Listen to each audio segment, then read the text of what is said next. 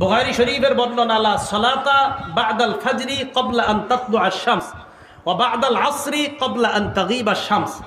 ফজরের পর সূর্য ওঠার আগে, ফজর নামাজ পড়ার পর সূর্য ওঠার আগে কোনো নামাজ নাই। আসর নামাজ পড়ার পর সূর্য ডুবার আগে কোনো নামাজ নেই। ফজর নামাজ পড়ার পর সূর্য ওঠার আগে কোনো নামাজ নাই, এটা বুখারীর বর্ণনা। আসরের নামাজ পড়ার পর সূর্য ডুবার আগে কোনো নামাজ নেই, এটা সহিহ বুখারীর বর্ণনা। তিরমিজি শরীফের এক বর্ণনা আসছে, নবীজি বলেন মান লাম ইউসাল্লি রাকাতাইল ফাজর, ফজরের আগের সুন্নত যদি 2 রাকাত কেউ পড়তে না পারে, ফালইউসাল্লিহা বা'দা আন তাতলুআ আশ-শামস, সেজন্য সূর্য ওঠার পরে ওই 2 রাকাত পড়ে নেয়। এখন ঘটনা হলো, হুজুর অনেকে তো দেখি ফজর পড়ার পরে মসজিদে দাঁড়ায় যায় সুন্নতের জন্য, ঠিক না?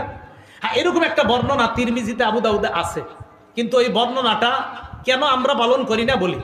বুখারীর বর্ণনা স্পষ্ট যে ফজরের পরে কোনো নামাজ নাই সূর্য ওঠার আগে, এটা বুখারীর বর্ণনা। তিরমিজির বর্ণনাটা যার ব্যাপারে আসছে তার নাম কাইস ইবনে কাসির। উনি ফজরের পরে এভাবে নামাজে দাঁড়ায় গেছে। নবীজি বললেন আসসালাত তানে মান, এই মিয়া 2 নামাজ একসাথে পড়তেছো, তুমি না ফজর বললা মাত্র, আবার কিসের নামাজ পড়ো? কয় হুজুর সুন্নত পড়ি নেই। নবীজি কয় ফালা ইজান, ও আচ্ছা আচ্ছা তাই সুন্নত পড়ো নাই? কয় না। কয় ফালা ইজান, আপনারা দেশ গ্রামের মানুষ হইল, কিন্তু আমি আলহামদুলিল্লাহ যত জায়গায় যাই হাদিস বুঝানোর চেষ্টা করি। বলেন তো ফালা ইজান, সবাই বলেন ফালা ইজান, এই শব্দটা কয়েকবার বলেন, ফালা ইজান। আচ্ছা এবার বুঝেন, ফালা ইজানের 2টা অর্থ। ফালা ইজানের কয় অর্থ? প্রথম অর্থ হলো কি করো? কয় হুজুর ফজরের সুন্নত পড়ি। নবী কয় না, এরপরেও পড়ার অনুমতি নাই।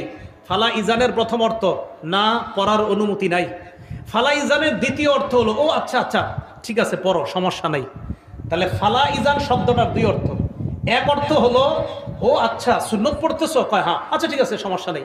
দ্বিতীয় অর্থ হলো সুন্নত পড়তেছো, কয় হ্যাঁ, কয় না তারপরেও অনুমতি নেই। তাহলে বলেন তো ফালা ইজান নবী একটা শব্দ বললেন, এই শব্দের অর্থ হয় কয়টা?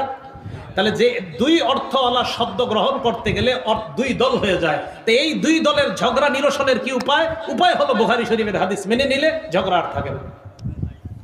2 দল, এক দল বলবে না আমরা বলবো না আমরা সুন্নত পড়বো, আরেক দল বলবো না এই হাদিসের তো আরেকটা অর্থ হয় যে সুন্নত না পড়লে কিচ্ছু হবে না, পরে পড়ো তুমি। এক্ষেত্রে আমরা করিনা বলা হয়, এটা যে করিনা মানে আলামত, যে এই হাদিস মানার জন্য অন্য কোনো আলামত খুঁজবো আমরা। কয় কি? বুখারীর এক বর্ণনায় পাইছি নবীজি বলছে ফজর পড়ার পর সূর্য ওঠার আগে আর কোনো নামাজ নাই, আসর পড়ার পর সূর্য ডুবার আগে নামাজ নাই। তো ফজরের পর আর নামাজ নাই, এই অর্থ কিভাবে গ্রহণ করবো?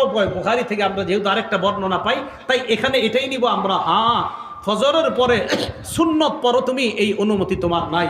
আর এই হাদিসকে হাদিসে মুরসালও বলা হয়। আর হাদিসে মুরসাল যেখানে আছে, অন্যদিকে আছে হাদিস সহিহ হাদিস বুখারী শরীফের স্পষ্ট হাদিস থাকার পর